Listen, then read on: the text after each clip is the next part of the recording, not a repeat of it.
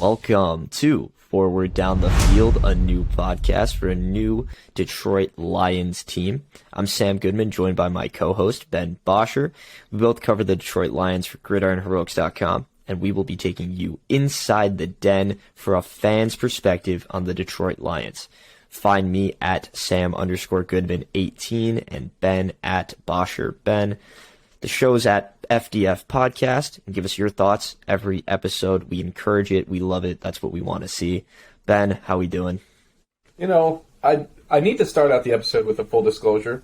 I understand my mic has not sounded the best in the first couple episodes, and I figured out why. Because it was facing the wrong way. You know, we all make mistakes. Nobody's perfect. But you know what? You learn, you grow. And now I don't sound good because I'm sick. So maybe one day my audio will sound good for the podcast, but no promises. I can't. Yeah, there's no winning. No winning. No winning here. But you know what? I was too excited to not do the podcast because there was a lot that happened this week. Somehow. Yeah, it's been busy. Yeah, definitely. I mean, we can start right into the news. Vaitai needs back surgery. Yeah, I think he actually got it today, which is good. The coaching staff hasn't ruled him out for the season, but it might be trending that way, if not, like, last 2 weeks of the season. So. Yep, and there's another season where we don't get to see our full, healthy offensive line. And now which we have... is just so annoying. It's awful, especially because Logan... Is it Stenberg? Stenberg, yeah. He sucks. Like, straight up. He's terrible. Was not good, no. No, very alarming performance. 2 false starts on back-to-back plays. I know Vaitai was probably our 5th best offensive lineman, but like either way, it's just unfortunate that we've been wanting to see this team together for 2 seasons, or this offensive line together for 2 seasons. And it hasn't happened. Stenberg's excuse for not counting like the actual snap count was, I was just so ready to go out there and kill a dude.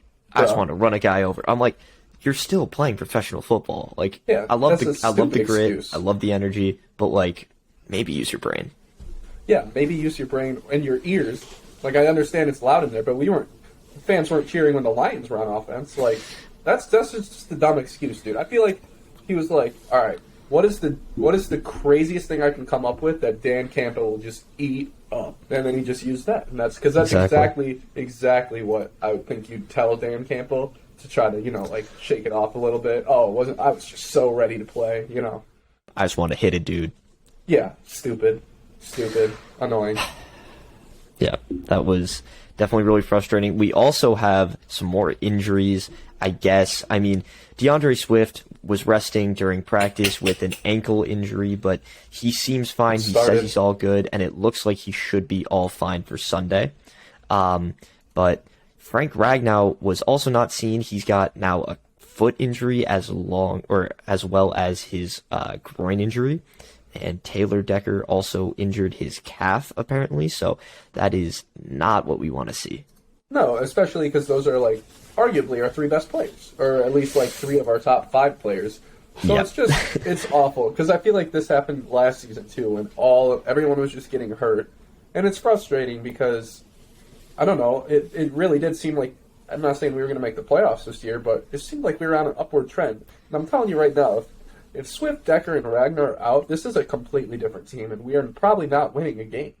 Yeah, I mean, we're favored right now for the first time in, like, 25 games, which, first of all, is unprecedented, but we're favored going into this week. If all 3 of them don't play, that's, like, no chance. Kind of an automatic loss. Take the Commanders. Yeah, take them to cover. It's not happening if those guys aren't playing. Those are 3 of the most important players on our team. Without Swift, I mean, without any of them, it just completely changes our team. It's awful. Yeah, it's not something we're looking forward to. On other news, the Lions reconstructed Michael Brocker's contract to free up some space. It'll be $6 million against the cap this year and over $13 million next year. So that is some, finance kind of stuff, but that's because I have a theory on this. Quinn Trisha did some terrible contracts, and we are up against the cap. I have a theory about this. Mm-hmm. Maybe it's not a theory. Maybe it's just an idea that I would like to see pursued. So we're moving around cap space. try to free some more up. Assuming we're doing that to, sign somebody, right? Yeah, we need some interior D-line. Well, that's actually I'm gonna argue against that. So that's the obvious thing. Go get more interior D line. It's a bad unit. The whole defense is bad. But does one interior D lineman change how bad our defense is? No, not really, right? Not one we could sign in the middle of the season. No. So here's my counter. Rather than trying to fix the defense that's just unfixable at this point, like, you're going to have to wait until the draft and the off season to slowly do that. Rather than trying to fix it overnight with one signing, the best defense is great offense. Let's just go. So I was thinking, what are we missing right now in offense? And we're missing the JMO presence. That's what's really going to make our team come around. So I started looking, who are some available wide receivers? And there's one name that comes to mind that I was like, this actually wouldn't be too bad, because I think it'd be interesting to, counter the bad defense with just better offense. Will Fuller. He is still a free agent. Is available. Will Fuller is available. And I know it sounds crazy to just not address the defensive problems, but we're not fixing it. So why not just go load up on offense, and then when JMO comes back, that is a great four-man rotation at the wide receiver position, not to mention Hawkinson and Swift. Yeah, I mean, I guess my one counter to that would be, is Will Fuller really that much of a step up from Josh Reynolds right now? Hard to tell. Haven't seen him play in, a year? A year, yeah. A little over, maybe? But, maybe he can hop right back on the PEDs, try not to get caught, and boom, we've got another great receiver. Exactly. More of a downfield presence. Yeah, exactly. And then we'll have two. We have a speedster in him, and then we've got the big physical guy in Sharp.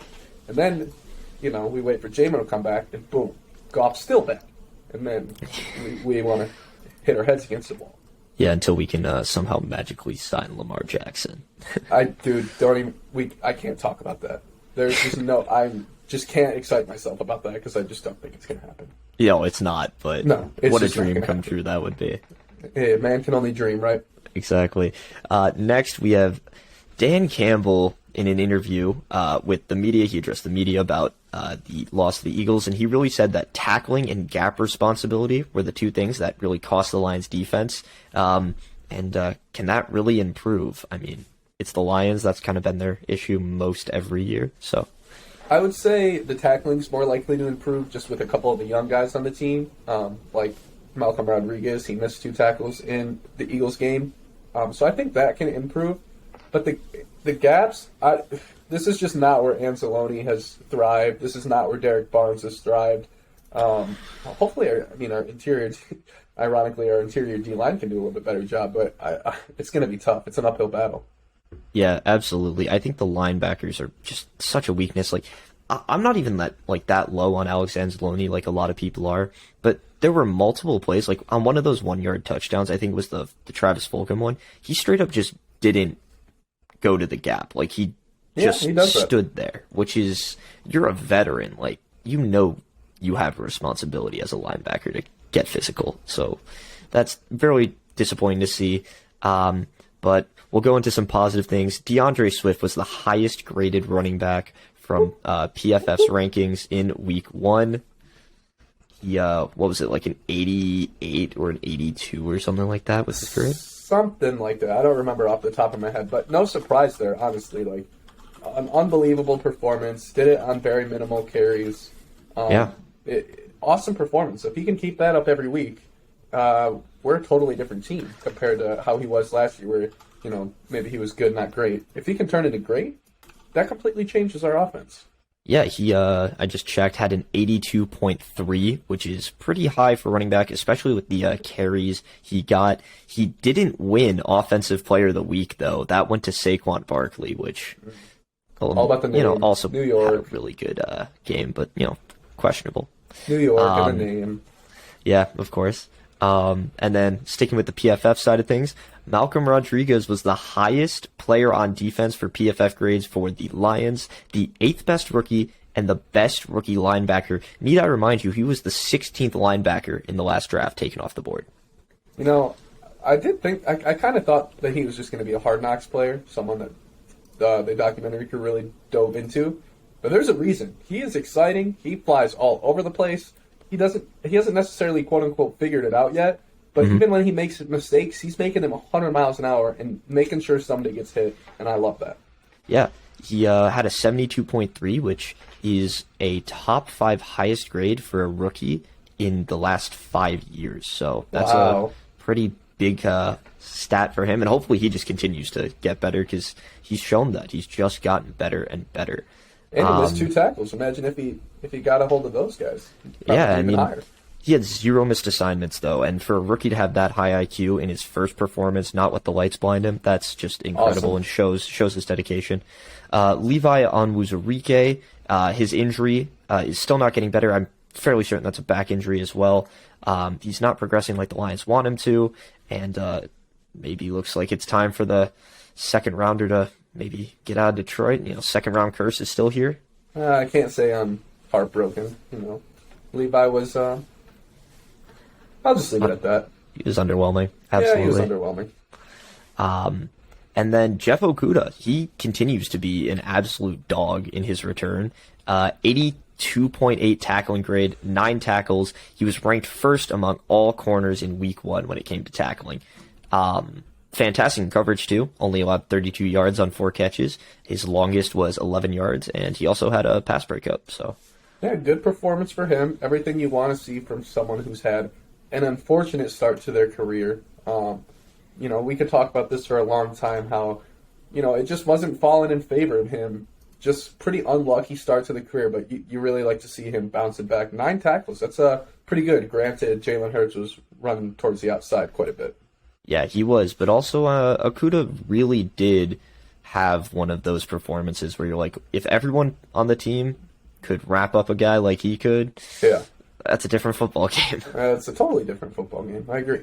Yeah. So after that, we've got some player stock, as we like to do, some risers and fallers. So we can hop in right here. Ben, who you got on the rise? All right, on the rise, we've got DeAndre Swift, obviously. Penei Sewell. Jonah Jackson played pretty good. Amon-Ra St. Brown, obviously still climbing. And Malcolm Rodriguez, we already talked about his PFF grade. He allowed just 3 catches for 20 yards. This is awesome. This is great to see from a 6th-round player, because without him, which, if we're playing the odds, he shouldn't have been good. I don't even want to know how bad the defense would be. Yeah, absolutely. If he wasn't playing as good, this defense would be terrible. Mm-hmm. But for me, my stock up guys were DeAndre Swift and also Penei Sewell, because he is just so good. I had Austin Bryant on there. I think he had a really solid game off the edge. I had DJ Chark, and I had Amon-Ra St. Brown. Perfect. What about your fallers? Yeah, my fallers, I think they're kind of clear for a lot of guys. Jared Goff pretty clearly just was not great. Missed some throws, had some drops that threw off his rhythm, but he didn't really seem to be on the same page as a lot of guys and couldn't really connect with them. So him, Amani Oruwariye just could not stick with guys in man. Logan Stenberg, as we talked about before.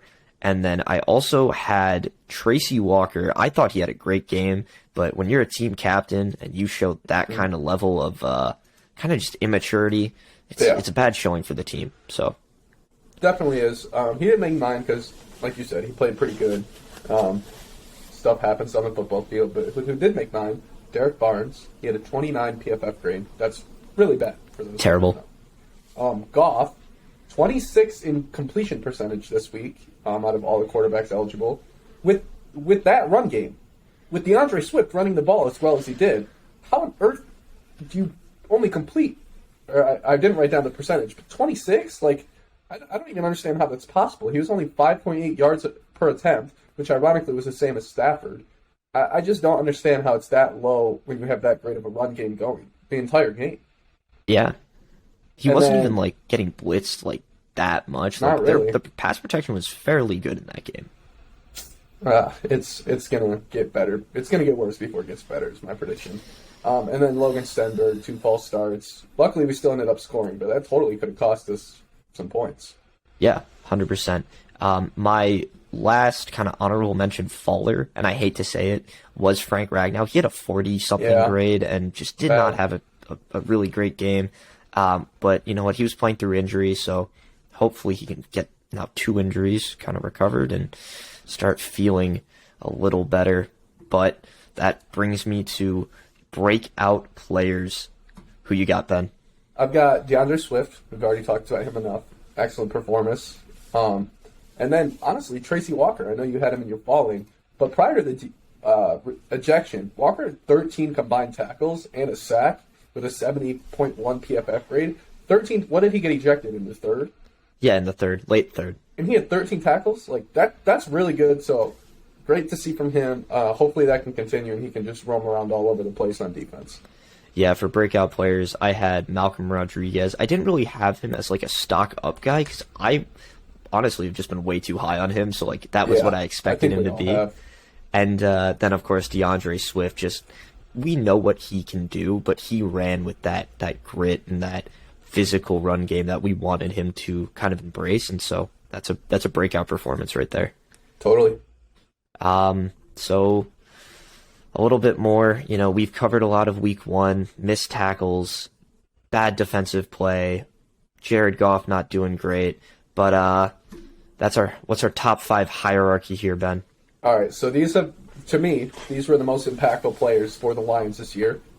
It's like a power rankings. We're going to update this week to week. So if you do bad next week, you're going to fall. If you do good, you might crack it. So my top 5 after week 1, DeAndre Swift, number 1, Penei Sewell at number 2, Amon-Ra St. Brown, Tracy Walker, and surprisingly enough, Jonah Jackson. He somehow made the list. Yeah, so my top 5 best players on this team are still, I have Frank Ragnow number 1. I don't care that he had a bad game. He's still the best player on this football team. Totally. Number 2, got DeAndre Swift. Number 3, I had also Tracy Walker. I know I said his stock fell, but he played so consistently that I have to say he's one of the best players on the team, but, as a captain, maybe lost some respect there. Yeah, 4, Penei Sewell, and 5, I also had Jonah Jackson. He played phenomenally. Run blocking, he was really, really, really good. Can I make a prediction for who's going to crack it next week? Sure. I think Carson Wentz is actually going to be on there because if I had to guess, he's going to throw us 3 picks. Just a guess. Just a guess. Could only hope so. And 2 of those will go to Amani Oruwariye because he's such a ball hawk and he's going to get on the list and then fall the next week when he gives up 200 yards. Yeah, he's like the poor man's version of Trayvon Diggs. Absolutely. He is really just inconsistent, and he needs to work on that if he really wants to be a CB1. Yep, I totally agree.